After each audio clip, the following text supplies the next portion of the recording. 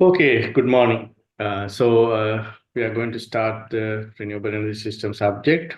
So this is a lecture plus discussion. That is I think you know that the nature of this course is a bit different, the delivery. So we have provided you the learning content, and we are supposed to have a discussion during this kind of lectures. Okay.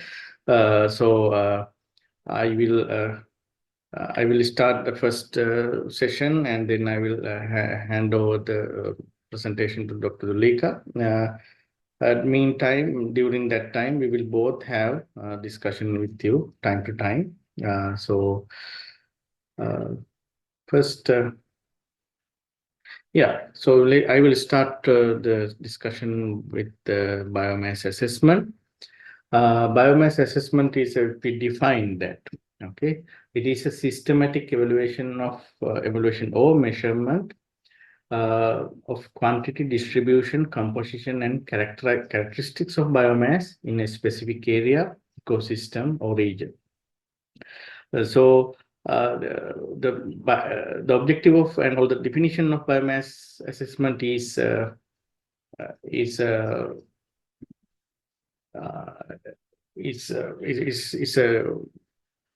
common thing, but why we are using that, it has a very different uses, and also based on that differences we have to customize our assessment, and we have to focus on special aspects of that assessment based on why we are doing that. Okay, we may do that for the resource assessment. As example, if we are having a industrial agricultural system, yeah, then the biomass assessment become one of the major task of your resource management part, because biomass is one of your asset in your company. So keeping a well record and keeping a well measurements is definitely needed for your financial requirements, and also for sustainability requirement. And if you are planning a bioenergy plant, okay, like dendro plant, or so if we are planning if we are planning to have a biomass boiler in our company, so in that kind of situation, we may need to do assessment. And also climate change, like carbon credit.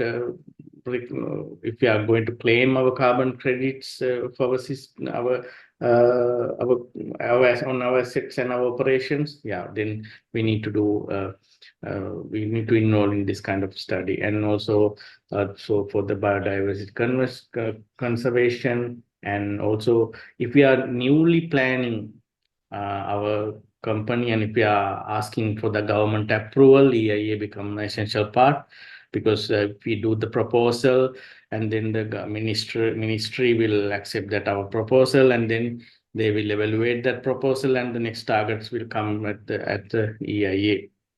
So EIA is a very challenging step in, and as a part of that EIA, biomass assessment will come, and also ecosystem health monitoring, and also especially the policy and planning. So this become very critical. If we are doing this to make a policy, or if you are planning at the ministry level or government level, then your assessment become crucial, very critical, because if you are doing this for a company, or if you are doing this for the commercial purpose, so there might be the challenges might be very limited. But if you are doing a policy implementation, you will challenge in the every direction, because if you are introducing a new policy, you know that you have to go to the public hearing, or activists will come, the people who get affected by your project or policies coming to the ground, and they don't speak the same language. And in that kind of case, you have to be very, and also, although they don't have scientific knowledge, but they know the ground reality. They know, because they are living and they are impacting on your policy you are going to implement. So they know quite well about the problem. So So it's become very challenging. And also for the scientific research, like in academia, people in the professors, and they involved in this purpose, and for the publication purposes, mainly for the publication purposes. So that's also very critical. So when you are publishing something that goes with your name, so you have to be very careful, and you have to be look at to the all the aspects, and also you have to publish the most up to date information. And we will discuss about that, because and when we are doing biomass assessment, we don't need to do everything by ourselves. Okay, because there are public records, but we need to be very careful when we are using public records. We will discuss that under the problems, and in this discussion in future. Okay, and now the sustainable agriculture is a very strong topic. Like you can ask for funds from funding agencies. Now, unlike the previous decades, now the fundings are also available for private companies. And so now these are very hot topics, okay, like sustainable forestry and sustainable farming. So in these kind of projects, you may need to involve that. So rather than I'm only myself talking, I like to open up the dialogue.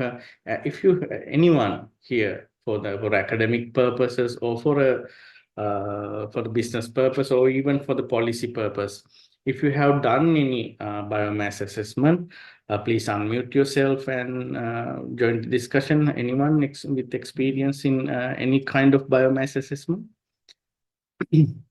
Let's count how many people we have. We have 22 students plus both of us, panel members. Someone, if you have involved,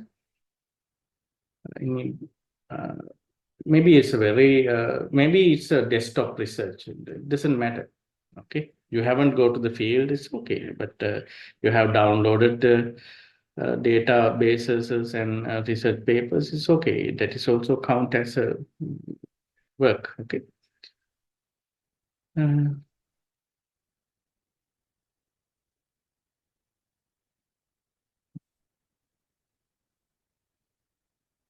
Still people are joining, it's okay, because today is holiday. So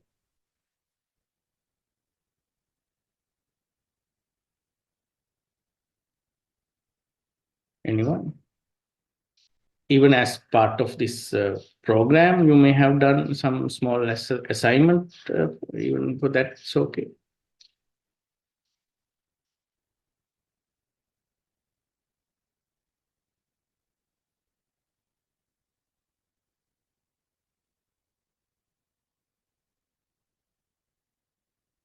Because if somebody comes for discussion, I expected to discuss about the reason behind the assessment. That's very critical, okay, because based on why you are doing assessment, you have to focus on your data acquisition and also analysis, okay, because both of these activities are very costly.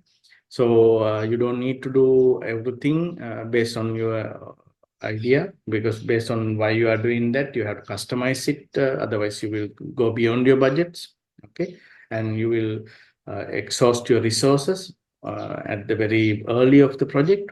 So the reason and also type of biomass targeted in the assessment, okay. So we will come to that discussion, like the biomass classification, because biomass, so you need to rightfully understand that and also put into the right category, okay. And also problem, so let's we have a chat here. Doctor, I have a different question. Yes. So while we Yeah. are into the LMS, there are some testing has been carried out regarding that for the biomass and other verification testing. So from that, I identify two issues. One is that when we taking a biomass, we are in some cases we are taking just a 1.5 milligram of sample. So if we take such a small quantities of material, how can we ensure the accuracy of the test?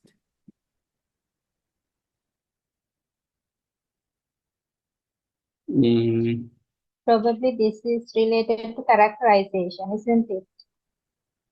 Yes, I think Yes. it is the second, no, for first video.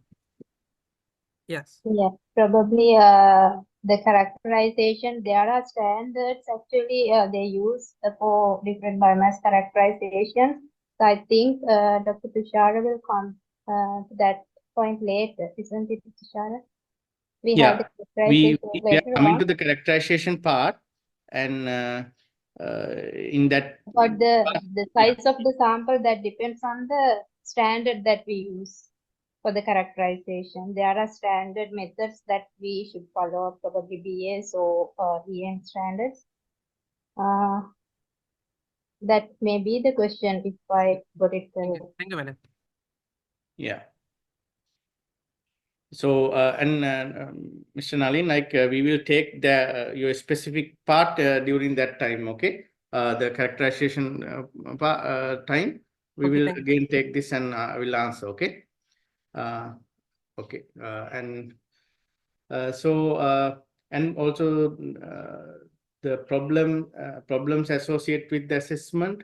Okay, so I wanted to know that what kind of problems you got into the during that assessment, and also the output. Okay, so anyway, we will discuss this point during my slides. So Dr. Tushar, I yes. think they did some kind of assessment when they do the case study assignment in semester one. Mhm. I guess some of the groups may have done biomass for their case study assignment. In that case, they may have done some kind of resource assessment as well. If they have such experience, it is good Yes. to discuss here. Yes, perhaps they have done different kind of as like wind potential analysis or Yeah, something. yeah, Because there probably, probably. 20, 24 students with us here. So the sample is quite low because we have more students than this, no, the program. So the participation is quite low today. So yeah, so let's go forward. Yeah, so let's dive into the basics of the biomass assessment. Okay, so in the discussion points, I try to bring this up. Like so, the most important thing is we need to classify biomass and also the to identify the characterization need on those.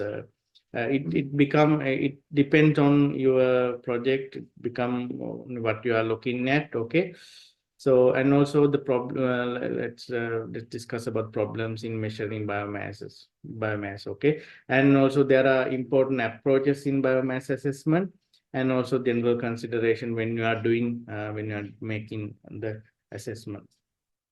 So we can do very basic classification if we need, like it's like woody biomass or non-woody biomass.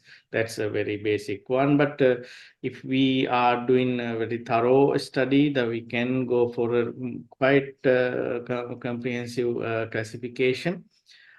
These are the approaches of authors, which is one of the book I referred during this during developing this part of the lecture. And so we can classify biomass as natural forest, okay, and woodlands. The difference between forest and woodland, like forest is a very thick jungle, like more than 80% of canopy is there. So these are forestry and this ecology definitions, okay. And forest plantations, that is not natural, but these are these days forestry, like art, like we do forest plantation to claim carbon capturing. So that kind of projects are there. And agro-industrial plantations like tea, rubber, coconut, palm oil.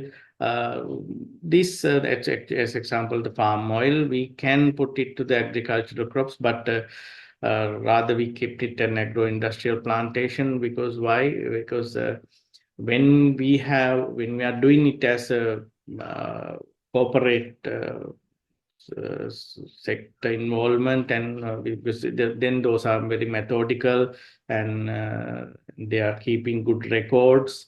So so this sector is quite different. Perhaps we consume that, okay. We are, that's edible product is coming out, but still we can keep it growing industrial plantation, because those outcomes goes to the, to the processing plants. So we have comprehensive data coming out, like especially on extractions and also residues. Okay, so the data is very rich in this area. And trees outside forest and woodlands, that is like very like urban areas and also villages. Okay, and agricultural crops like rice, okay, corn, wheat, these are agricultural crops. And crop residues, that rice husk, corn husk, those are crop residues.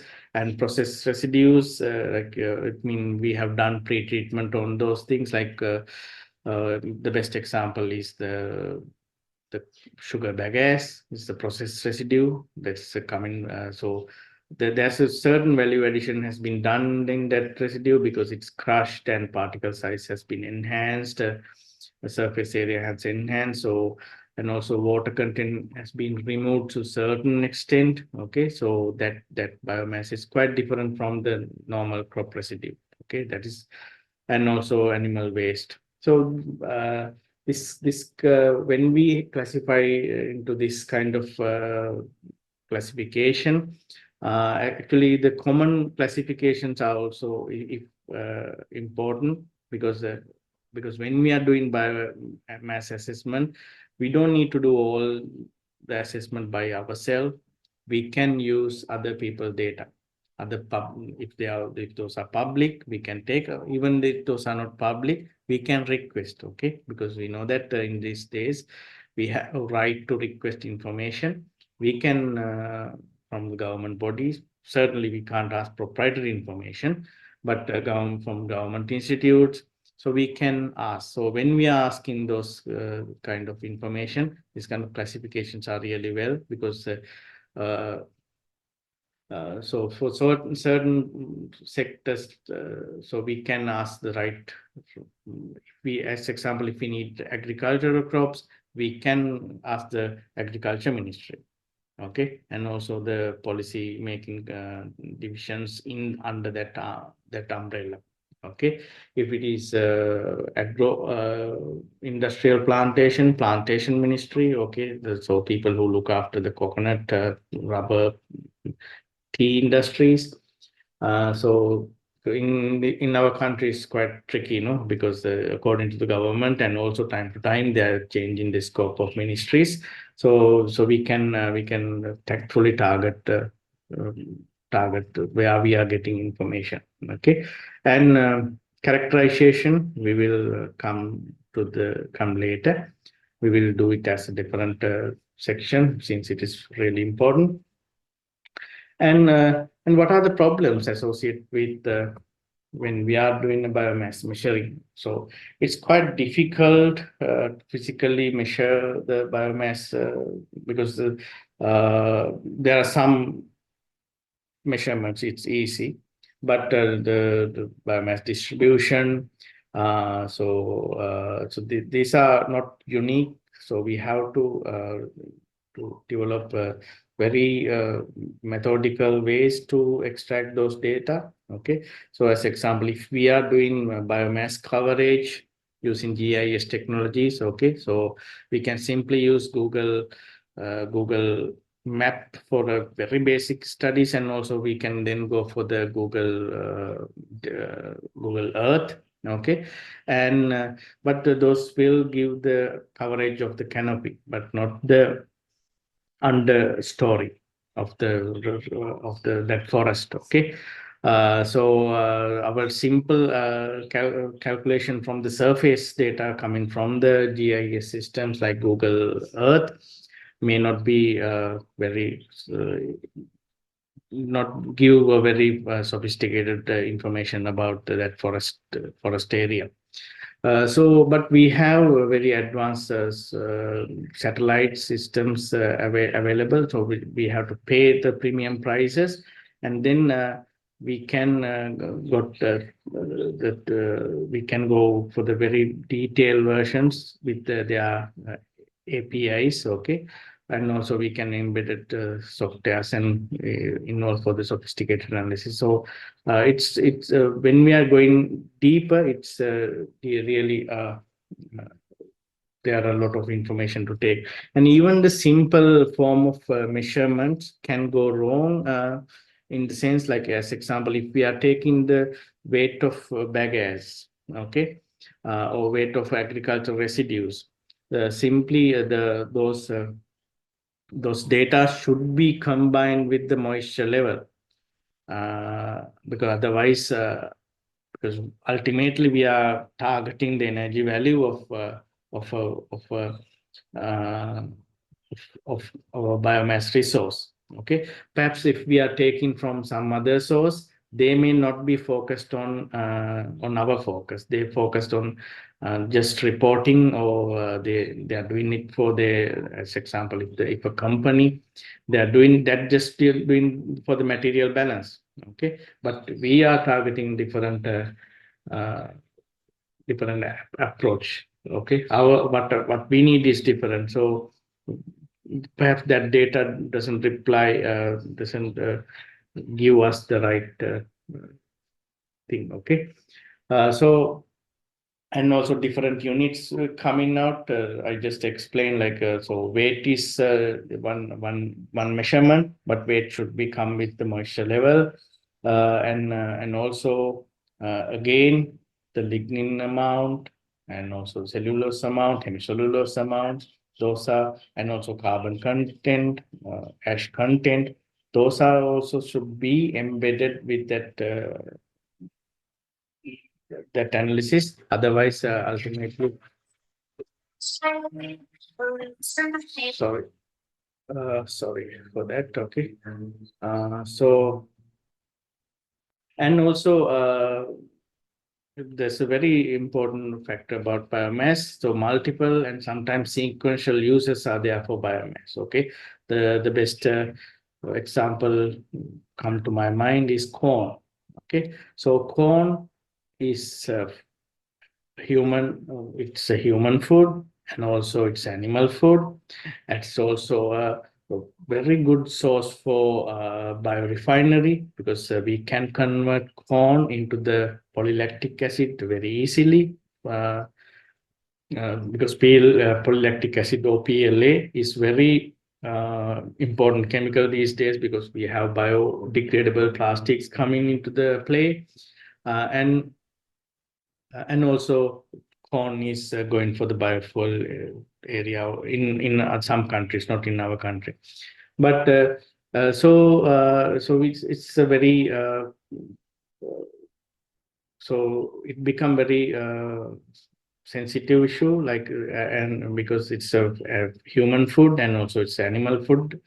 And so the demand, so perhaps sometime the demand may fluctuate. Okay, as example, in Sri Lanka, they have taken a decision to stop corn importing, and in that kind of cases, so although we measure that this much of corn available for our project, it can be goes wrong. Okay, because the sudden policy decision can divert our biomass research to another direction. So this is one of the very critical case for the biomass assessment, because it always has very diverse uses, and also diverse uses, and the demands can fluctuate. Okay, so since these kind of problems are there, we need the right roles and approach for the biomass assessment. When we are involving in the biomass assessment, we need to consider these approaches. Okay, so we need to understand that consumption and need is a really different thing. Okay, so a need on some biomass resource be there, but it will not be reflected in the consumption. Okay, so as example, if the price goes down, the need will go up for some biomass resource. So as example for corn, okay, for the corn, if the corn price get reduced, the people who do the poultry industry, they will take it for their animal food. Okay, so the demand will suddenly, the consumption will suddenly go up, and also the consumption will suddenly go to a certain direction. Okay, so we need to be consider about that when we are doing biomass assessments. Okay, and also the supply and demand. This is one thing. No, so this is two things, but it is simultaneously affecting each other, supply and demand. Why I'm taking this topic here? Because if you do analysis yourself, it's okay, because you will calculate this together. But perhaps you may borrow data from two sources. It's okay. It's not a bad practice, but you need to be careful that the supply and demands interlinked very carefully. So if you take this data from two resources or two time scales, you have to be really very careful. Okay.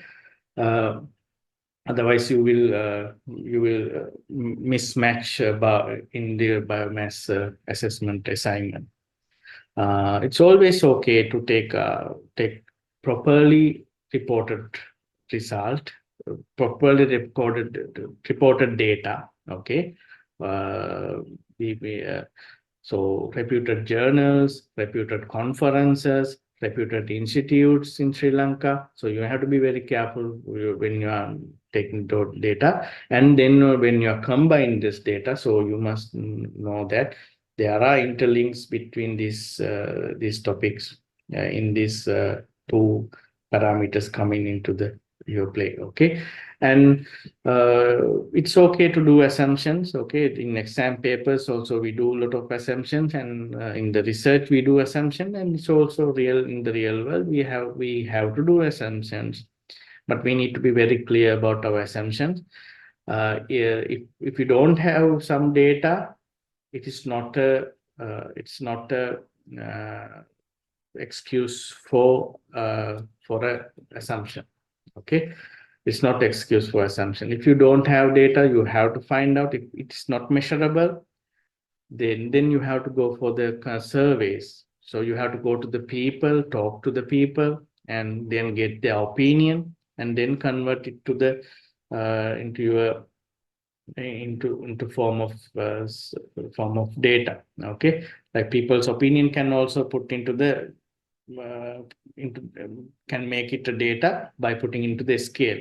Okay, so very agree, like very strongly agree, not agreed. So this can be, we can put it to the 3 scales. So this is a simple example like that.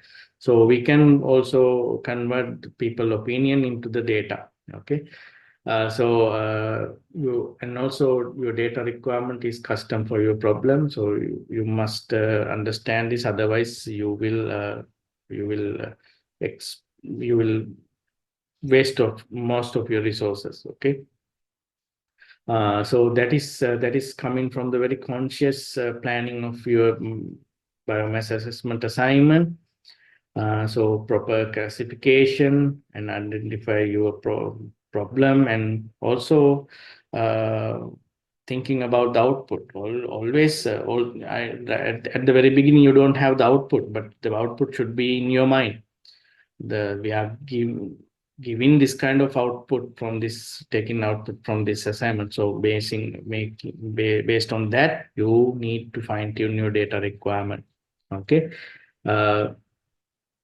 So if you need most up-to-date information into certain areas, you can involve those things. If you can depend on the old data, okay, if those are constant factors, you don't need to do it yourself, because you can always take those from research papers. And there should be a balance between data collection and analysis. Like, you may collect a lot of data, but you do very, very basic analysis, like the 2D, just a 2D plot on Excel sheet and something. That's a waste of your resources. Okay. Nowadays, the statistical tools are available, like just as form of the R software, or there are research softwares, but best is like there are a lot of R packages for the analysis, so you can do comprehensive analysis and also the reporting. Okay. So these days you can make very interactive graph using Python or R. So don't waste that time and that opportunity, because perhaps you are working in a very big project.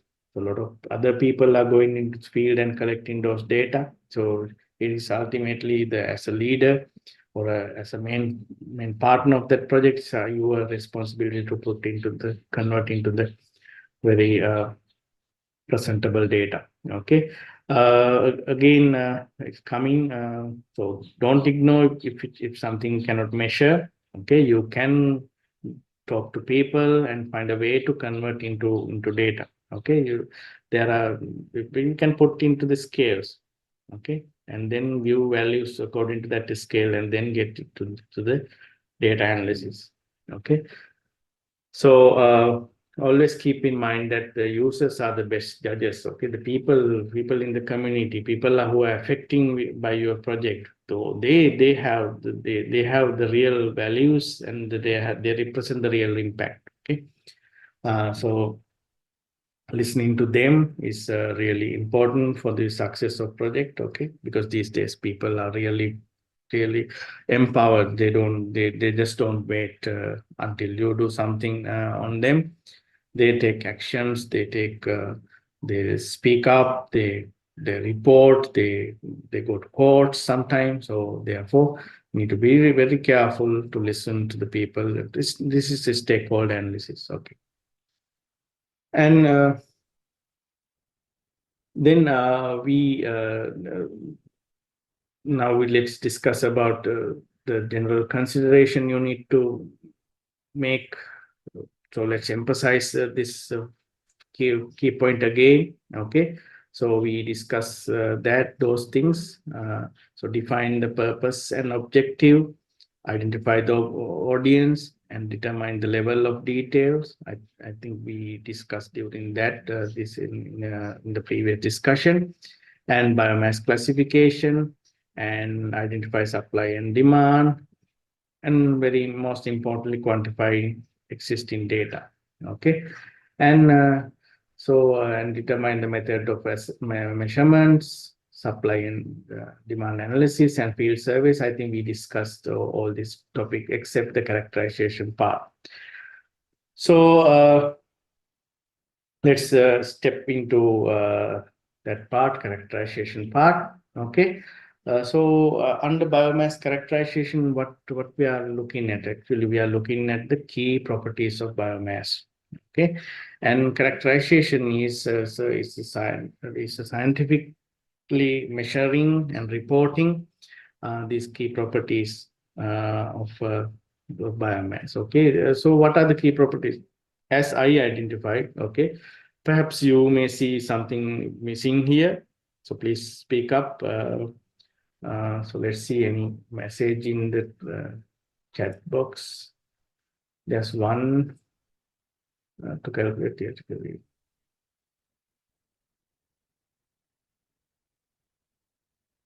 Okay, someone has commented. Yeah, it's okay. So someone has put in the chat box, like perhaps he has done something related to biomass assessment, like Mr. Lienage, to calculate the theoretical yield from plant, potential generation and savings, understand required capex. perhaps he has done some assessment. So anyway, we missed the chat box. Let's have that discussion at the end of this session. Okay, so characterization of biomass, why we are doing that, and what kind of properties we are looking at. So as I identified, the particle size, extractive content, hemicellulose, hemicellulose, and lignin, elemental composition like CHNOS, okay, and mineral contents, that's ash content we are looking at, and thermal properties, surface properties, and volatile matter, moisture, ash, fixed carbon content. So if anyone in this is working in this domain and missing some property here, definitely it's possible. So they can put into the chat box also. They can speak up. Okay, particle size, why it is important. Particle size is really important for the combustion properties. Okay, and also now it's not only the combustion. Now biomass combustion is, yeah, it's a really important area. It's a well-established area, and that is not only the way we exploit energy from biomass. Now the biorefineries getting advanced, it's coming to the chemical conversion. So we need to extract chemicals. So for that also, the particle size is really important. Particle size combined with surface properties, yeah, this gives us a really big assessment on combustion efficiency and extraction efficiency. And also, if we are putting it to the catalytic reactions, the particle size and the special surface area is becoming really important. And extractive content, that is bio oils and the chemicals we are extracting, and cellulose, hemicellulose, and lignin. Yeah, that's play a really big role now in this. Why?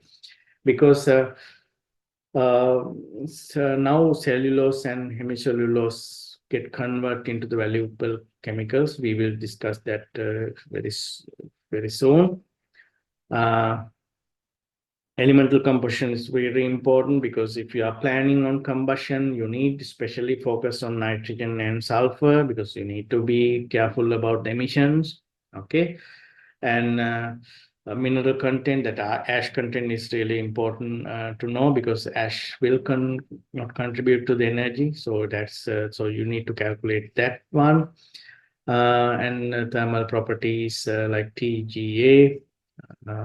So those are important to characterize the combustion properties of the biomass. So let's dive another step in.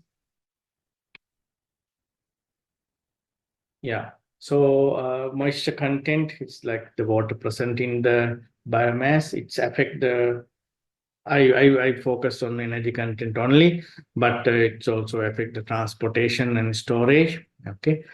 So because we are just if there's 20% of water, like if we are taking 1 ton away, we are just transporting 1 ton of like 200K of water.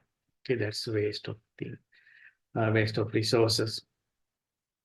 The mineral contents, that's we can also call ash content. It's something will remain after the combustion.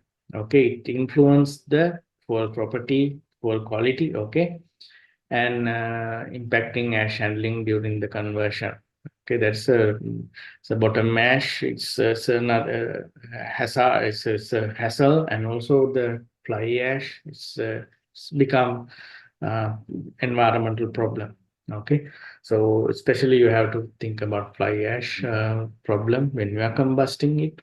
Okay, and volatile matter. So it's if volatile matter will not contribute into the commercial value addition. Why? Because it will vaporize and will not contribute to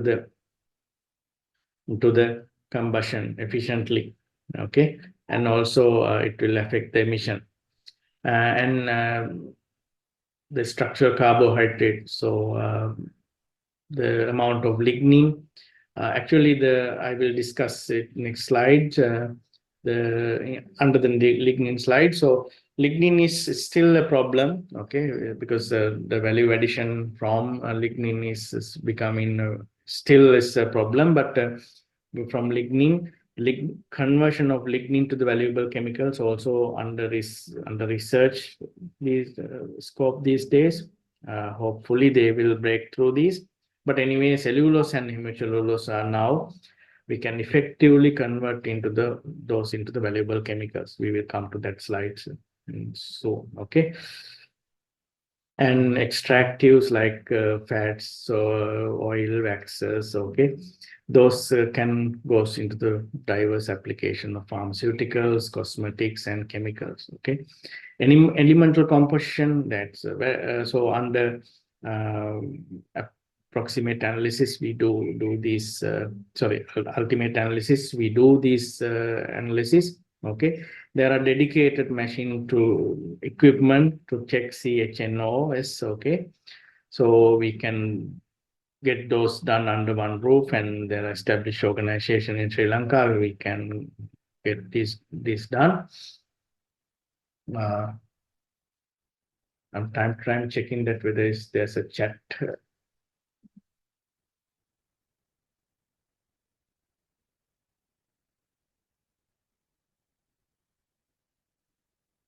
Okay, no chat. And mineral composition. And also the surface properties. So this is very important. The surface properties we can check with those with the CM and SCM. That's the best one, but we don't need to go to that kind of expensive and sophisticated analysis. Like there are for surface analysis, we can do BET analysis, BET analysis, that's surface area calculation, and also it gives the porosity, the surface to the porous volume one, and data, and also from the adsorption isotherms, we can classify what kind of surface it has. So we can save much money from we don't need, but without going into the SCM, we can have some idea from BET also. But nowadays, SEM is becoming quite available in Sri Lanka and in other countries. That is becoming desktop equipment and research industry. So we can go for those also. Okay. So for the proximate analyzer, like there are this kind of analysis equipment, so you can put samples according to the standards defined by your requirement, and also these companies, they do the testing, they have adapted to the standards. Okay. We can do proximate analysis to find out volatile matter, ash, and fixed carbon content, and ultimate analysis to do elemental composition like CHNS or we can also use the CHNOS analyzer to addition oxygen content also to calculate that part. And wet chemistry mean we do pre-treatment to extract cellulose, hemicellulose. So we can do acid treatment and base treatment and extract cellulose and hemicellulose for those calculations. And we can do spectroscopy analysis, and HPLC, and to quantify individual sugars, lignin. So those are perhaps we need during the during scientific studies. Okay. And thermogravimetric analysis, it's to study the combustion under controlled environment. Okay, so it will give certain regions, first for the moisture and then for the carbon contents. So there are many steps during this thermogravimetric analysis. Okay, so surface characterization, especially the surface area per gram per gram of material. This is a very important factor in utilization of biomass for the different purposes. Okay, so we can do this analysis. Okay, so why so extracting these and calculating this is it's really important. I told you that, but now I will explain why we need those. Well, nowadays biomass becoming especially agricultural residues. Okay, so previously in early generations of exploring the bioenergy, we have to depend on so converting food material, so edible materials to the chemicals like ethanol. But nowadays we don't need to do that. We can go for non-edible materials like rice husk, corn husk, and then extract cellulose and hemicellulose from lignin, and then convert those into the platform chemicals like 5-HMF, that is 5-hydroxymethyl and these platform chemicals, and then convert via the catalytic routes to the 2,5-dimethyl or gamma GLV, okay, gamma valerectone. Okay, so these platform chemicals this make our bio refinery, so bioenergy, competitive to the existing petroleum and petroleum energy market. Okay, why? Because it's not a single route, and also we are not competing with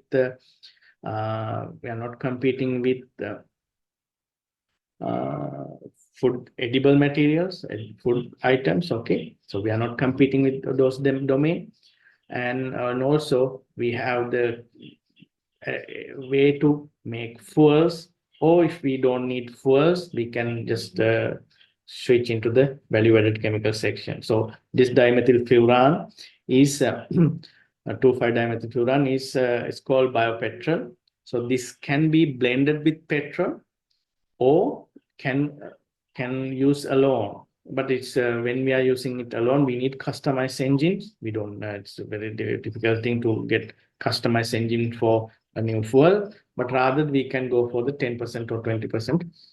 But this is better than ethanol. Energy values, the calorific values are much higher, and more importantly, this chemical is not soluble at all with water. So it's really good to prevent the water coming to the fuels when we are doing the blending process. So you know that ethanol is very it's very soluble to the water, so it will even absorb moisture from the environment. So but that dimethylfuran will not absorb any water, so this is a very good candidate for blending. Therefore, so assessing cellulose and hemicellulose is really important in the biomass assessment, because this is really valuable chemicals available in the biomass. And lignin is that the most of the content of the biomass is lignin. But good news is lignin is also under research scope to convert into value-added chemicals. So soon it will become a very valuable. So not actually nowadays the research are successful, but you know that the research becomes reality, it takes some time. So there are successful research which they convert lignin into the valuable chemicals, but it's at the research domain. Okay, and proximate analysis. These are the very common analysis during biomass assessments. Okay, so moisture level, volatile matter, fixed carbon, and ash. Okay, so because moisture level will not contribute into the heat value, and also it will take your heat value away. Okay, you know that in order to vaporize that moisture level, it need lot of energy, because water is really good absorbent of energy. So it will take away most of your valuable resources. So moisture content, those need to be characterized very carefully. And ultimate analysis, here we can calculate carbon, hydrogen, nitrogen, sulfur, and oxygen. Okay. And heating values with the bomb calorimeters. So you can calculate the higher heating values, lower heating values, and then calculate the heat energy. So ultimately, this is very important analysis. If you are extracting, so you are doing, if you are using biomass as a fuel, okay. If you are directly using biomass as a fuel rather than converting it to a chemical and then using that, okay. So thermometric analysis, this is really important when you are planning, when you are calculating the stability of a material under temperature, okay. So when you are heating in a controlled environment, it will go through several phases, okay. So at what temperature it goes through this process, it will give you a very good understanding about how your material will behave and what temperature you can take the maximum out of your full sample, okay. And TGA can be subject to other needs also, but when you are focusing on energy value, so when you are treating something as a fuel, you know at what temperature it will give the most of what you need, okay. So you can plan the combustion chambers according to the temperatures coming out from this one, okay. So this assessment part is come to the end. I like to have a discussion here, okay. One chat is there. Yeah, the one question is there, how TGA is done. Like for TGA analysis, there's equipment. So you have to purchase that, or you have to approach the laboratory with that TGA analyzer. There you have to take the small amount of sample as specified in the standard they are following, and then it will subjected to the combustion control environment under control atmosphere. Then it will carefully calculate the weight during this transition, okay. So TG analyzers are there in research centers and also private sector companies like analytical institutions. You can target that. So you can find that kind of equipment, and then you can get those done. So that's a question which was in the chat box, and I like to have a small discussion before we finish this part. Like as example, I think like you are contemplating on use of sugarcane bagasse as a boiler feed, okay. To operate an electricity generator of a sugar company, okay, you may know that large companies like sugar factories and also refineries, these kind of large companies, they don't use the national grid electricity. So they use national grid electricity for the startups, but after starting up, they shut down and from the national grid, and then they have their own power plants. In Palvatta, they have their own power plant, 5 megawatt power plant they have. It's a really big one, okay. So comparing to the coal power plant, that's very small, but comparing to our household needs and also the day-to-day, like I mean, for a normal factory, it's a very big 5 megawatt. It's a very big amount of plant. So they use bagasse to burn bagasse and then run a boiler. From that, they run a turbine and then they get electricity. So what kind of consideration you will take when you consider sugarcane bagasse for the energy for electricity generation? This is a very simple discussion topic, but I just needed to know your opinions. Yes. Someone sent me a message called telling that the moisture content. Yes. Yeah. So and also we know that the moisture content can be controlled by crushing. So certain amount of moisture is gone, but and we all know that where we have this sugar cane companies, those very dry areas, okay, with the solar the solar fall is really high, and then they have very limited rainy period, so they can also embedded the solar heating, and then some certain amount of moisture for that to tackle this moisture problem. Definitely sugarcane bagasse has high moisture level. And let's see, another message is there.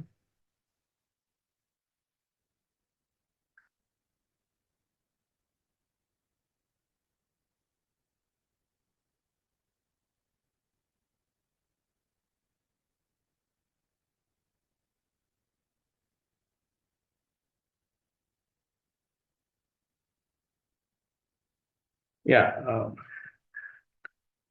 Nalin has a question. I will go to that after waiting some time on this discussion. Okay.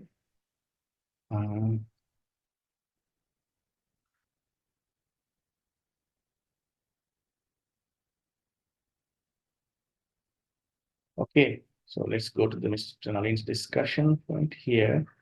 Yeah, this picture, like this shows, like we know that mainly we can see a biomass sample as dry substance and water. This is the basic understanding about the moisture content. And why we are, when after we calculating more ash content, yeah, we know that it's another portion of the biomass is there that we cannot use it for energy generation. Okay, so this part, this is only the part where it's combustible. Okay, and also for the combustible part, there's a fixed carbon content and also volatiles. If volatiles is high, yes, still we can get the energy value, but we need to be careful when we are planning the combustion. I think Dr. Dulika is an expert on this biomass combustion, so she may add some idea with me. And also in this column, we say that it's a lignin amount, cellulose amount, hemicellulose amount, and this kind of classification is really essential when we are planning a biorefinery, because water will be very useful for our pre-treatment, because water is also needed for the acid and base treatment. And during that time, it may help some certain extent. And so we know that lignin amount that we need to remove this if we are targeting the present day technologies to convert hemicellulose and cellulose into the valuable chemical. So that kind of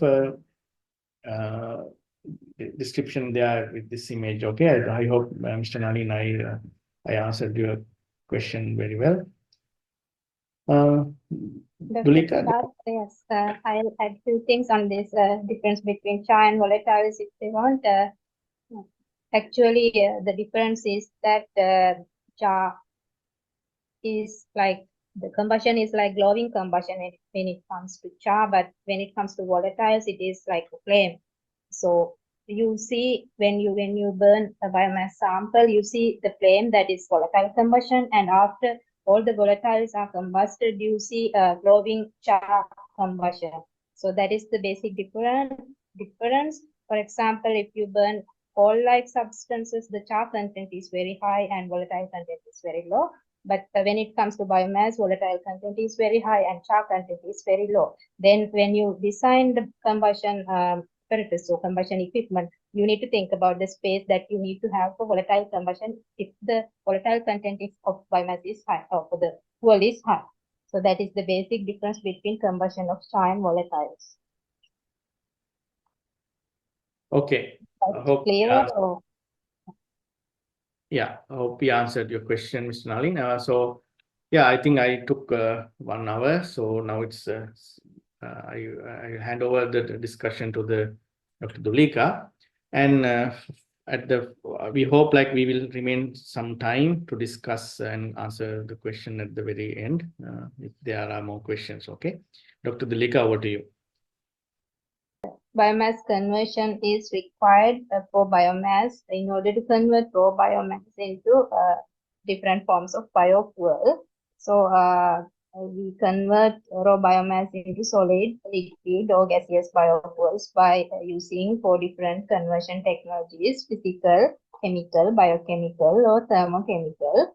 So, when it comes to physical conversion, the main reason that we do physical conversion is to change the size of biomass or to densify the biomass. So the reason that you can see from the figure in the right that compared to fuel oil and the coal, which are petroleum fuels or fossil fuels, they compared to them, biomass is having a very low energy density. You can see here compared to 1 cubic meter of fuel oil or 1.6 cubic meter of coal.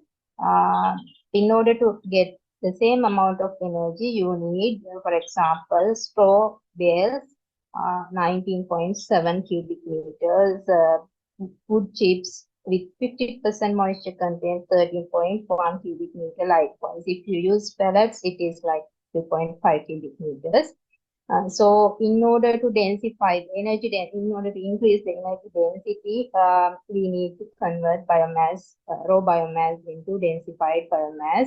So sometimes in order to convert them into densified biomass also, we need to do size reduction, or sometimes depending on the application. For example, if you want to improve the reaction intensity, that need increased surface area.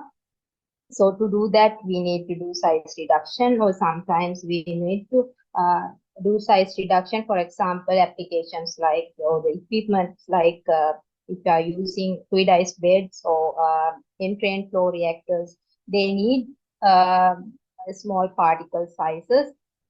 So sometimes you may have to do the size reduction based on the application. And the next physical treatment or conversion step is densification. We need to do densification for the same purpose that I discussed before, which is the improve the energy density. And also by doing the densification, you can improve the uniformity of fuel. Biomass, you know that it is non-uniform fuel, non-uniform form of biofuel. So when you need to increase the uniformity, for example, if you want to control the combustion intensity or energy release, you need to have uniform fuel properties. So in that case, it is beneficial to do densification. So there are different densification techniques depending on the type of feedstock. For example, if it is a straw, you can use bales, or otherwise you can use the other forms. So the second conversion technology that I listed is chemical conversion. That is the chemical conversion means you are changing the chemical form of the original feedstock. So one common example is transesterification of vegetable oil or animal fat in order to produce biodiesel. So here you use triglyceride in the vegetable oil or the fat with methanol most of the time, with the catalyst, base catalyst. Most common one is sodium hydroxide, to form a mixture of fatty esters. So this fatty ester is the fuel that we are referring to, biodiesel, and the byproduct is glycerin. So when you convert these oils into biodiesel, in the esterification step, you add catalyst, and then you can separate glycerin physically because their density is different. And also you can wash this product biodiesel with the ester to remove some other impurities, any impurities that is present, and remove them physically. And finally, the fuel biodiesel is obtained. You can see one sample on the right side. So the third conversion technology is biochemical conversion, where you convert the chemical form but using biological methods. So one of the method is fermentation in order to produce bioethanol, and the other method is anaerobic digestion to produce biogas. So microorganisms are involved in these two conversion technologies. When it comes to fermentation, we usually use yeast in order to convert sugars in the feedstock. Probably the feedstock, if it is not sugar based, then you need to convert the feedstock to sugars as a pre-treatment method, and then into the sugars they convert into ethanol and CO2. So the duration of the process that may take several hours to several days depending on the conditions and the strain that is used, and also this the resulting mixture, that is the broth, you need to distill it out so that you purify the ethanol product. And also you can see that the appearance of bioethanol here. The other type of biochemical conversion is the technology is anaerobic digestion, where you have several steps involving microorganisms. So starting from complex organic matter in the feedstock that are carbohydrates, proteins, and fats. In the hydrolysis step, these complex organic matter, they are converted into soluble organic molecules, and then with the support of acidogenetic bacteria, this in the acidogenesis step, these are converted to volatile fatty acids, and then with the step acidogenesis with the different kind of bacteria, you convert these volatile fatty acids into acetic acid and H2 and CO2. The last step is the conversion to methane, and that is done by methanogenesis step. So final product is methane plus CO2. So around 35% CO2 is there in biogas. You may purify that before use, or you can sometimes, if it is a thermal use, you can also use the mixture of methane and CO2. So the last conversion method is thermochemical conversion, where we use heat as a conversion medium. So there are three different thermochemical conversion technologies: pyrolysis, liquefaction, gasification. So when it comes to pyrolysis, we convert biomass into solid, liquid, and gaseous products. Sometimes, depending on the reaction conditions, that may be dominated by the liquid product. Most of the time, our intention is to convert biomass into liquid bio oil when it comes to pyrolysis. But if you are, so the reaction is happening in the absence of oxygen, and that depending on the the method of pyrolysis, there are different methods: slow pyrolysis and normal pyrolysis. Both of them are like similar in different rates.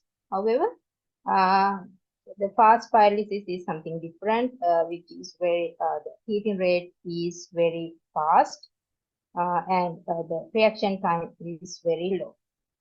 And flash pyrolysis is further, reaction time is reduced further, and the heating rate is increased further. So in both cases, the product is bio oil mainly, but in slow pyrolysis, the main product is charcoal. So sometimes we call these slow pyrolysis, and normal pyrolysis, these are called carbonization as well. When it comes to conversion, you can see in this figure that first step is drying, where we remove moisture, and the second step is to convert this dry biomass into different products during this thermal conversion, because this is happening between 400 to let's say 700 degrees Celsius. At this temperature, in this primary pyrolysis process, water is evolved even from dry biomass, and tar or the high hydrocarbons may be evolved. There are permanent gases like carbon monoxide, carbon dioxide, methane, hydrogen, and also char. But if you allow further time, the secondary pyrolysis happens by reacting these products with each other.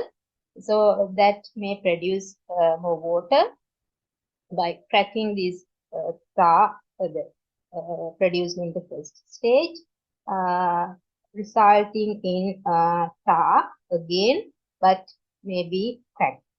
That may be at lower molecular weights. And also the resulting products may have more permanent gases, the same type of gases, but with different reactions that will produce more gases and again char. So that is pyrolysis. So this is done in the absence of oxygen or very little oxygen. If it is, for example, in some cases like lower end of this process is torrefaction. Sometimes we use flue gas for torrefaction in order to make it economical. In that case, very small amount of oxygen is there, that will of course combust the part of the product. However, that makes the process economical, therefore we use that. The theoretically pyrolysis means we do it in the absence of oxygen. All right. The next thermochemical conversion technology is liquefaction, where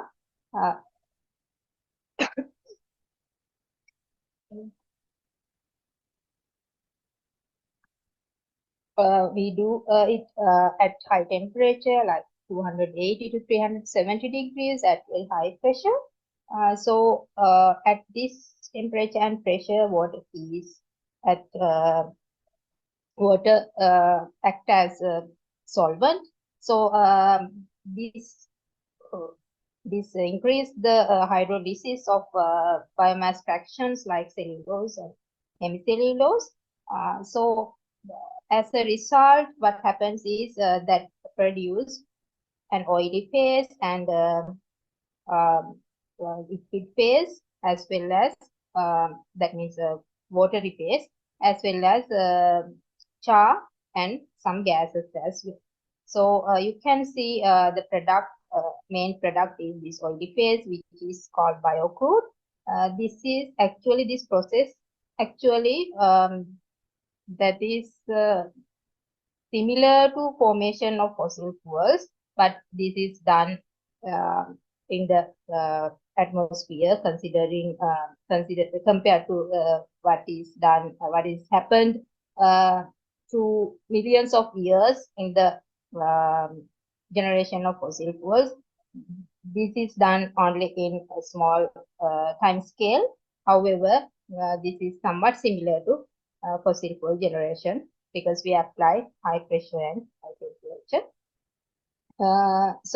This biocrude, that cannot be used directly, probably for thermal applications because of this high viscosity and the properties that is having. So you need to treat it further. So there are post-treatment methods that we can apply, but I'm not going to discuss those things here because we are discussing those conversion technologies thoroughly during the semester 3. So this is just to give you some understanding on the basic conversion technology, not about pre-treatment or post-treatment. So the other thermochemical conversion technology is gasification. You can see that gasification involves these pyrolysis, drying, those steps as well. So first of all, biomass should be dried. Even in pyrolysis conversion technology also, biomass should be dried as the first step. And then pyrolysis happens. So the volatiles are removed from biomass, that is pyrolysis, and then the remaining char can be combusted to form H2O and CO2, and also this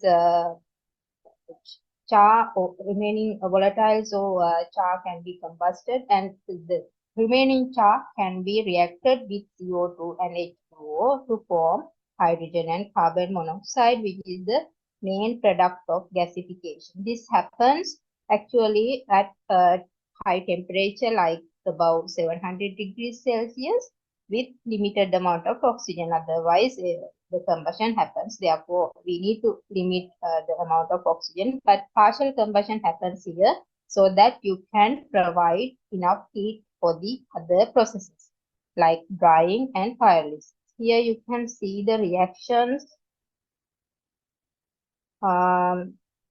So you have drying, that is the first step from moist fuel to fuel plus H2O, producing H2O in the final product. And then the dried fuel undergoes pyrolysis step, which produce removal of volatiles, and then the char is remaining. So the volatiles means hydrogen, carbon monoxide, carbon dioxide, methane, water, water vapor, and some tar. In the reduction step here, the carbon or the char, that is remaining carbon in the char, is reacted with CO2 to form carbon monoxide, and it reacted with H2O to form carbon monoxide and hydrogen. So there can be some other reactions like CO plus H2O to form CO2 plus H2. There are oxidation reactions, that is carbon reacted with oxygen to form carbon dioxide, and carbon again reacted with oxygen to form carbon monoxide, and hydrogen to form water. So these CO2 and H2O are the reactants in the reduction stage. And tar decomposition is also happening to form low molecular weight tar components and permanent gases from high molecular weight tar.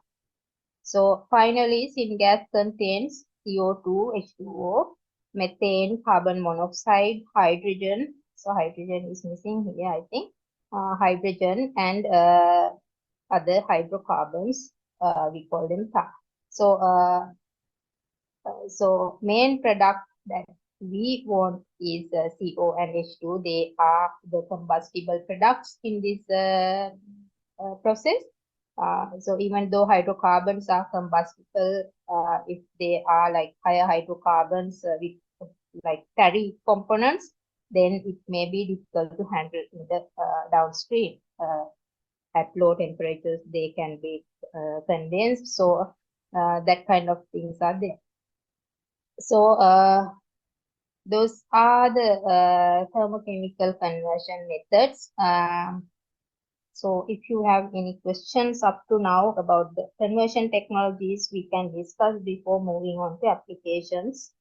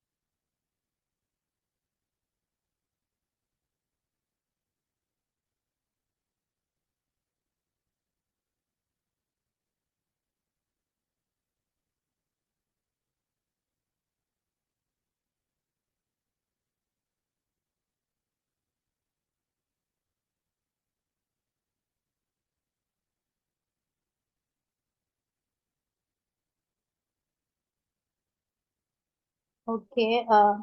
If we don't have any questions, I'll move forward and you can still ask questions at later stages. So we have several case examples on Moodle.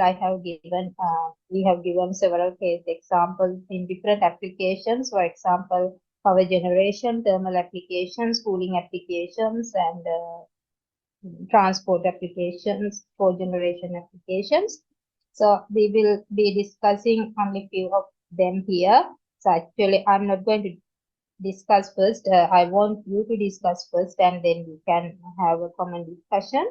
So, under case examples for bioenergy for thermal applications, we have three different case studies that I have given. So, they are based on use of a solid fuel, gaseous fuel, and liquid fuel. For example, gasification of paper rejects. That is one case example, and use of fast pyrolysis bio-oil is another example, and use of wood chips in combustion application is another case example. So we don't have much time, but at least we can discuss one of these discussion topics. First thing is, can I get your opinion whether you have gone through these case examples already?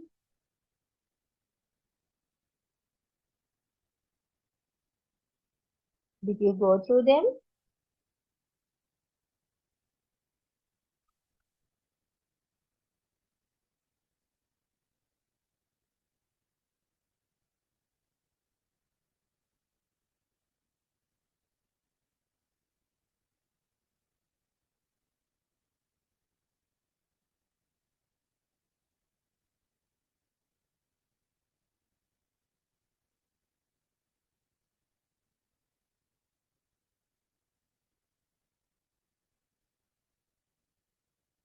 Anyone went through the case examples before this discussion class?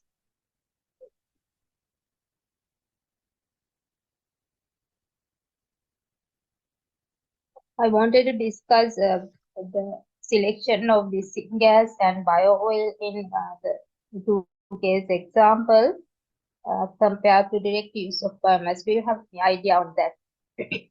Why someone should use syngas or bio-oil in their application compared to solid biomass that they use? Because without any conversion technology, you can use probably only after pelletization or gasification, they can use solid biomass with a minimal amount of treatment. So why someone should worry about converting raw biomass into syngas or bio-oil in these two cases without using the raw biomass itself? Any idea? For increasing the efficiency of the energy system. Okay, when it comes to energy release, probably gas combustion and liquid fuel combustion may be efficient. That's true compared to solid fuels. Any other reason?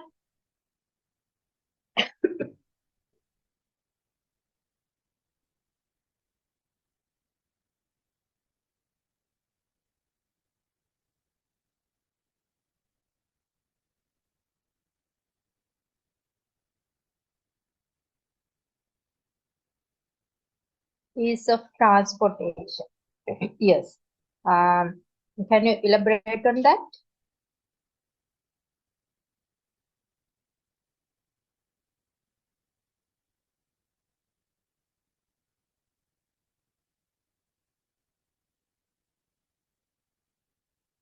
Probably when it comes to syngas, this may not be really valid, but when it comes to liquid biofuels, probably this is the reason that may be easy to transport compared to,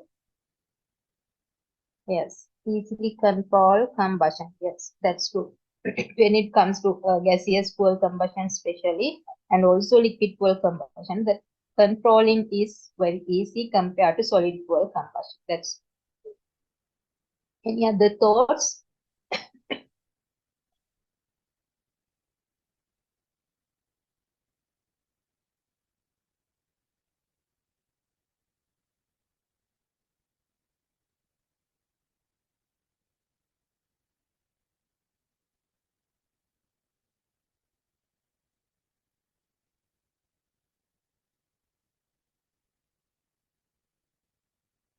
Sometimes depending on the application, for example, I think the third case example, which is on pyrolysis oil, uh, that is a food production, I think. Yeah, it is a dairy factory. So sometimes this may be the reason, well, you can go through the case study. This may be the reason, one of the reasons that they wanted to use bio oil compared to solid fuel, because in order to make the plant hygienic, it is probably with wood chips handling or log pearls handling, it may be difficult. But when it comes to bio oil, probably they can be handled more easily compared to solid fuels in such a plant. Okay. Other than that,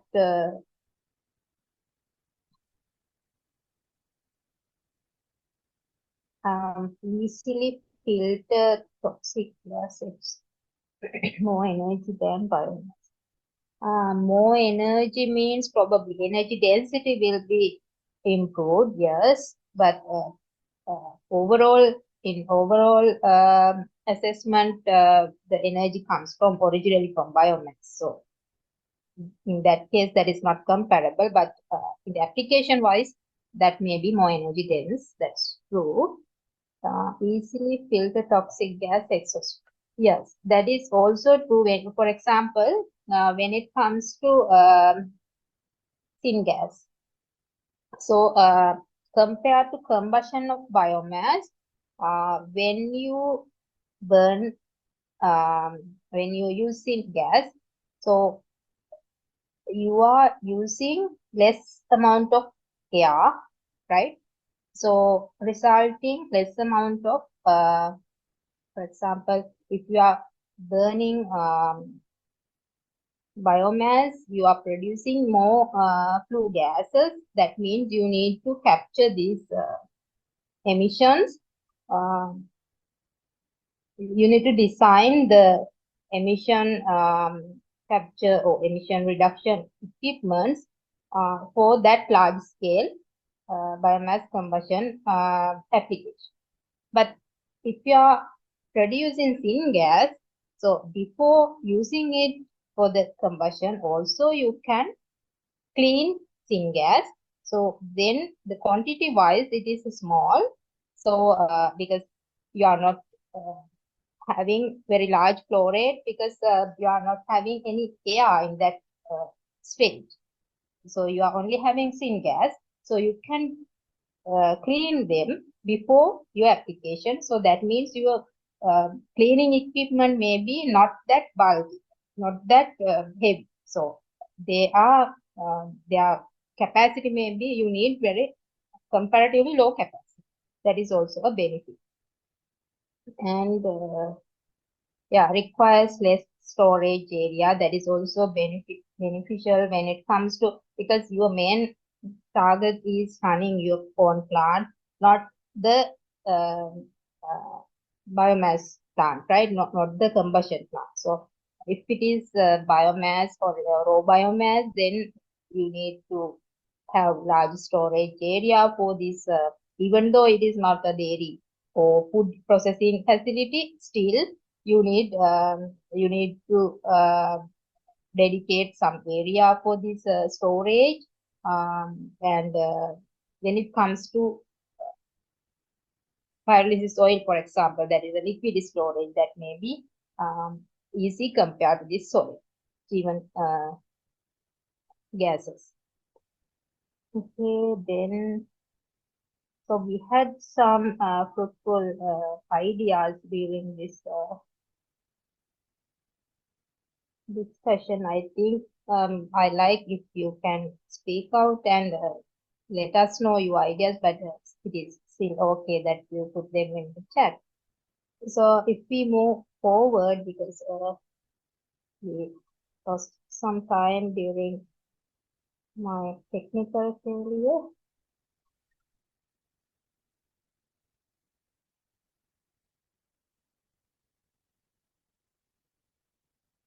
Yes. The second one is bioenergy for cooling applications, where I gave you some actually two case examples. Was they were in one report, I think, on absorption cooling at a Jetkin hotel. So it is the Sri Lankan example that I really like to give you, because if that is coming from Sri Lanka, then you can easily understand and also you can easily apply. And so that is, I hope you know the basics of absorption cooling. If not, I'm just giving you some basic idea, that is compared to compression cooling. The difference is instead of having the compressor in typical cooling applications, here what you have is thermal compression. We call it thermal compression because we use heat energy or thermal energy to do the same purpose. So you are avoiding compression of gases, which is costly, which needs a lot of electricity, but you use whatever the available heat source. In this case, they use the steam generated in cinnamon fired biomass boiler. So you can use that in order to replace this compression part. You have to separate several components actually in absorption cooling cycle. I think you already know that from the previous lectures or previous semester.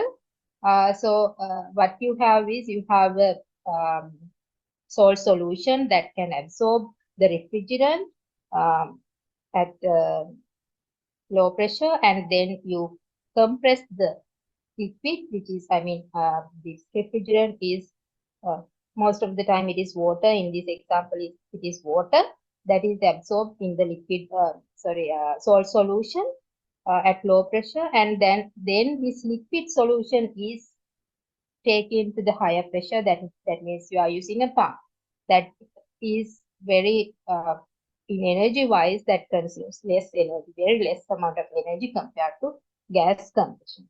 So you are pumping it to a higher pressure, and there you heat it up to remove the refrigerant or release the refrigerant. So then there only you need that heat, waste heat.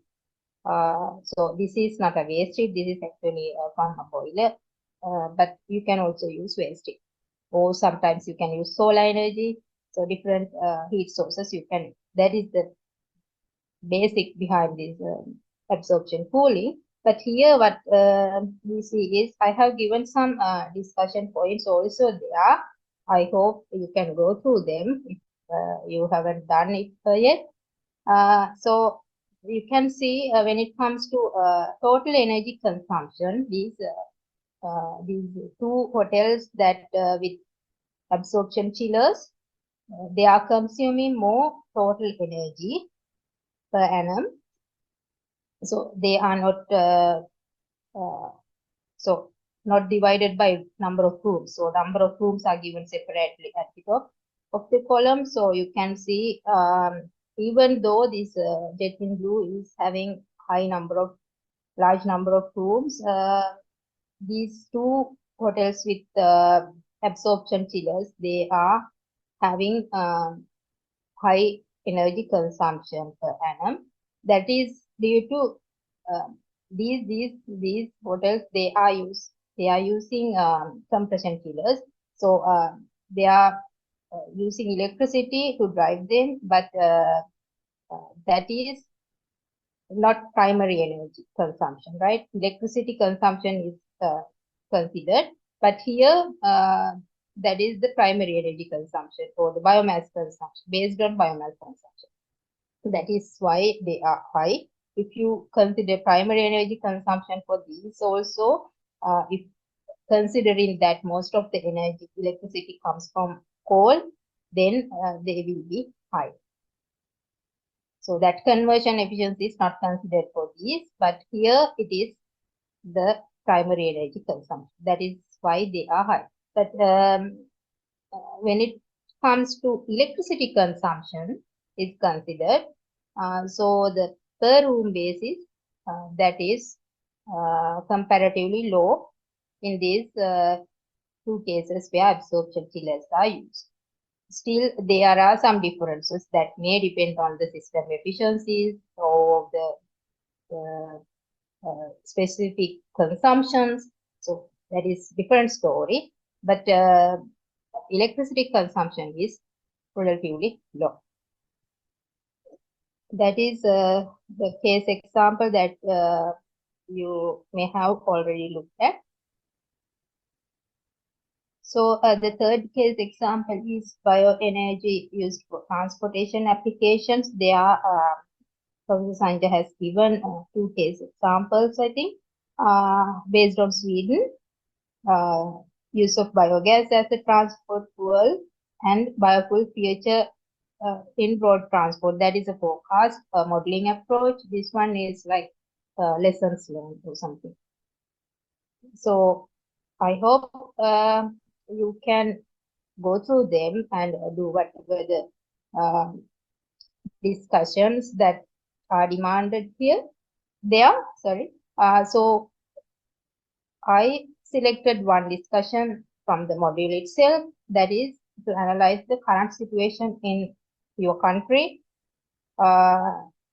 with respect to development and use of biofuel in transport sector. So what are the barriers that you think in technical, social, economical, and political domains when it comes to biofuel applications in Sri Lanka or some other country that you are researching? So I think Dr. Tushar will also join this discussion. Yes, So, and yeah. So please, we need your ideas first before we discuss. There are 25 participants here.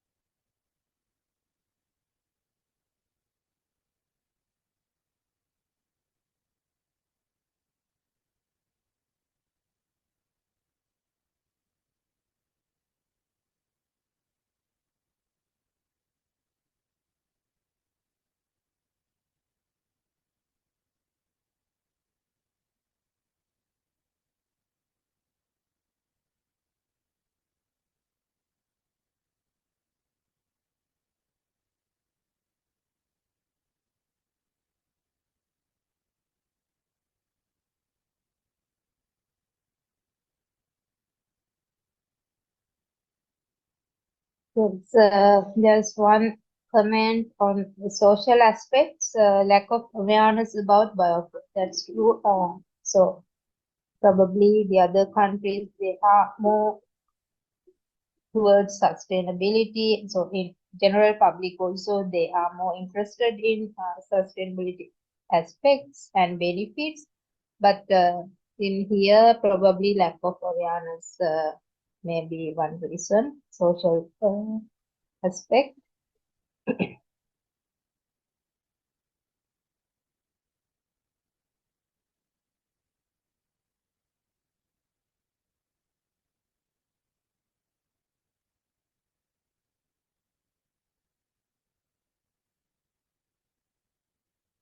high initial investment. As someone has mentioned about high initial investment as an economical aspect. Yeah. So countries like us probably prioritize their investments based on um, really critical factors. So probably at this time that may be not the priority, but still. Yeah, and due to the high rates of USDs to LKR, when we are importing capital equipments, and also it is like we have to pay the premium, and also the interest rates are really high nowadays for the loans, even for the commercial loans. So that both affect the problem very critically. Yes. Sometimes the policy decisions like giving some concession for these kind of applications. Sometime back, I think there were some loan schemes with really low interest rates for such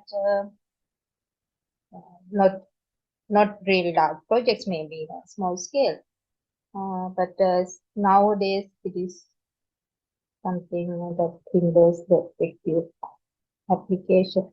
Reluctance to change and fear to taking risks. Yes, fear of taking risks. Going for EV instead of bio.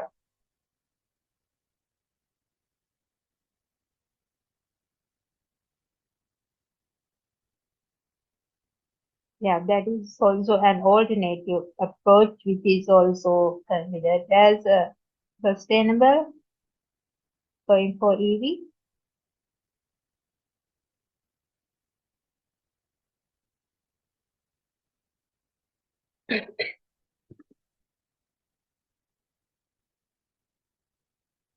Energy monopoly with oil.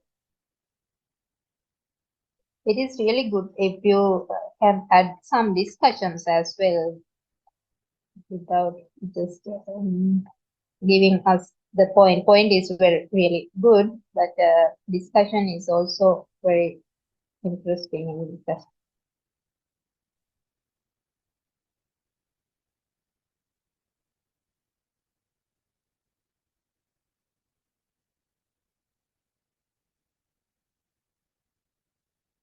Energy monopoly and very difficult to implement and high risk compared to other renewables. Yes, that's true. This is kind of total process.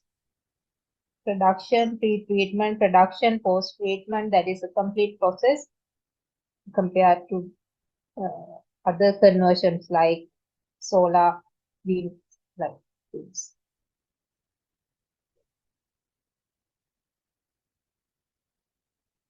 Safety considerations.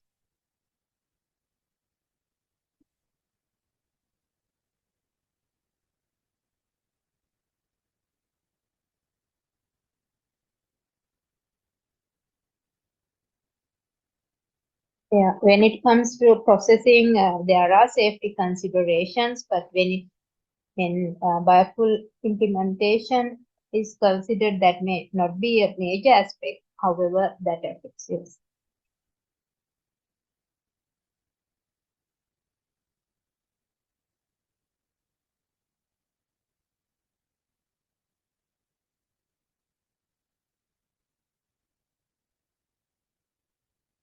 Okay, then I think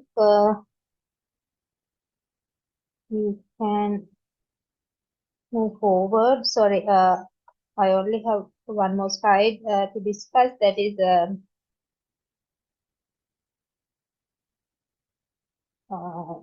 cogeneration applications. I skip the power generation application, which is very common. You can refer the case example that is given. Here also, there are two cases examples that are given. Sorry, three case examples that are given that steam turbine-based cogeneration application and two organic Rankine cycle-based cogeneration applications. So the difference between these general or typical Rankine cycle and organic Rankine cycle is that this organic Rankine cycle that is operated at low temperatures, like you are using organic fluids like refrigerants and hydrocarbons. For example, most common things are butane, pentane as the working fluid instead of steam in the typical Rankine cycle, or water in the typical Rankine cycle, which is boiled at very high temperature, but compared to these organic fluids that are having lower boiling points. So then you can use these organic Rankine cycles to use or utilize low grade or low temperature heat sources. So that is the typical application. So there are three case examples based on these that are applied for cogeneration applications. That means power generation plus thermal energy generation using waste heat. So you can refer them. Other than that, I don't have anything to add at the moment. If you have any questions, we can discuss. Take 2 minutes to discuss.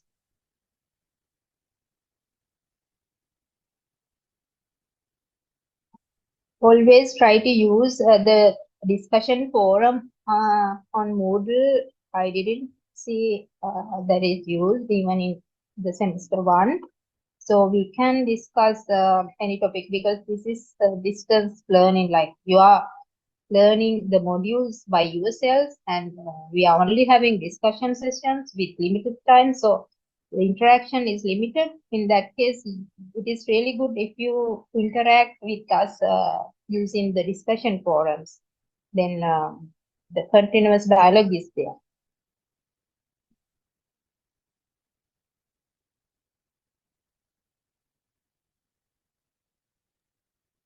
Madam, I have one question. Yes. So when we can compare that bioenergy, so I think there previously I heard that there are some trees that can produce crude oil or petrol or some sort of a fuel. So are there any implementation or are there any researches going on regarding that matter? I think there are a lot of research is going on, and also there are implementations mostly in other countries. But even in Sri Lanka, the use of biofuel in small scale use is really going on. When it comes to Sri Lankan applications, it is common that we use solid biofuel. That is true. But other conversions like anaerobic digestion, those kind of things are also happening here. And research scale, yes, that is, all these technologies are happening in research scale. Tushara, do you want to add something here? Actually, research like in various institutions, including our department, like we do research into this area. And also the policies are also ready to accept, as example, in Sri Lanka, the definition of petrol by SLS standards that allows 10% of addition of ethanol into the petrol, that in a special case. That means the standard is there. So if somebody is brave enough and now someone told about that monopoly in the oil, actually now we don't have a monopoly, like monopoly was broken recently by bringing the Sinopec also to the market. Now it's for the investors, there are potential like they can produce biofuel and then bring into the mainstream, like not like 100% biofuel, but at least 10 to 5%. And you know that under 10 to 5% inclusion for the most of motor vehicles, we don't need or alternations to the engine also, especially for the 5% addition. So there are space there, but I think this is a very challenging time for such adventures because everyone is struggling here. But yeah, the platform is there. Okay, thank you. Then my second one is that when we compare that, consider that solid one. So so currently we have to use the trees as a fuel. So are there any future plan to plant a tree to get solid biofuel? Like currently we are cutting a trees and getting the energy from the trees. No, I think so. So are there any future plan or any kind of a action has been taken to plant a tree to only to get that fuel? Yes, actually, we cannot take these trees as the source of biofuel when it comes to sustainability. Only thing is we should plant or we should use short rotation crops like Liricedia. There are short rotation crops, and also there may be agro residues that Dr. Tushar discussed about several types of bioresources. Even though in Sri Lanka, sometimes we see that the trees are used, but most of the time they use rubber wood after their latex yielding period. I think they need to be cut down. So anyway, that is a waste. So that can be used. Other than that, this agricultural waste, even though there are some difficulties when you use agricultural waste like rice husk or rice straw, then the ash content is high. So there are some problems like slagging, fouling that can happen, but those can be compensated by using a mix of fuels probably that can that like those kind of things can be done in individual scale, but still we see that the trees that can grow further are used in thermal applications. That is actually not recommended. But there are plantations, there are intercroppings, probably in coconut cultivations. There are Glycidia plantations. Actually, this Glycidia has declared, the government has declared Glycidia as the fourth plantation crop. Also, so there are things like that. There are community level engagement in that as well, but they are not up to the level that can satisfy all the needs. That's the reason. And also there may be the cost involved. So and the area that they grow may be different from the demand that arise. So due to some reason, still those kind of things are still happening, but that should be limited. At least you, as the people who learn sustainability, think twice when you decide on the resource that to be used in your biomass application. Thank you. There are plenty of resources if we explore them and if we think about the pre-treatments, there are a lot of resources available. You can also find the resource assessment done by this Sustainable Energy Authority. I think I shared that during semester 1 so that you can use it in your case study. There you can find out in different districts what are the resources or waste biomass that is available, which is readily usable.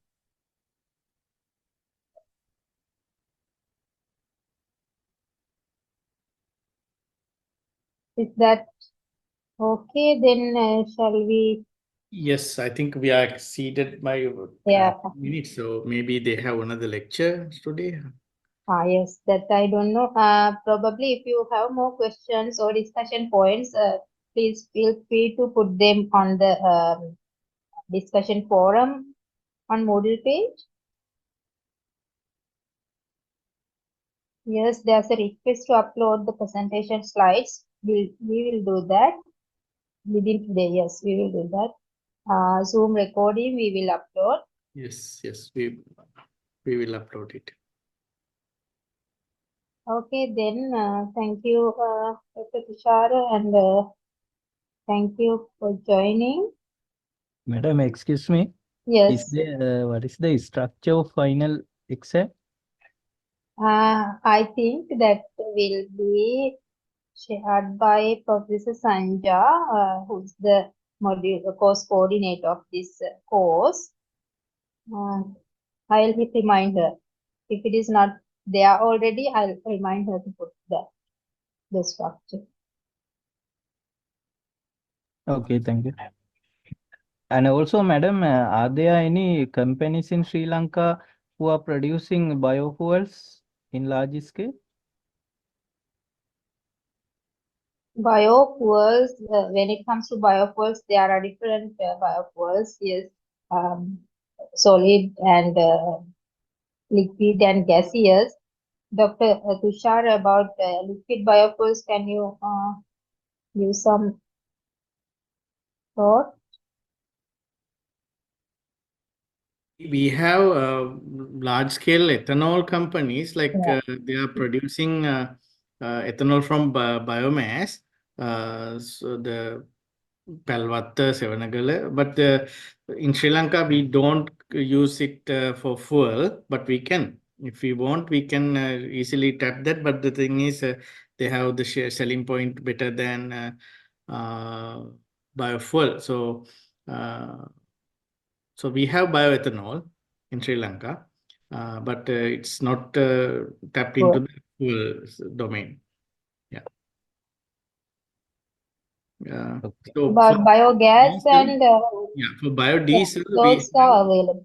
for the small scale, actually, they are doing it to manage the internal solid waste generated, liquid waste generated at their companies. Then they tap it to solve that problem. They do biodiesel production. Yeah, that kind of examples are there. Okay, thank you.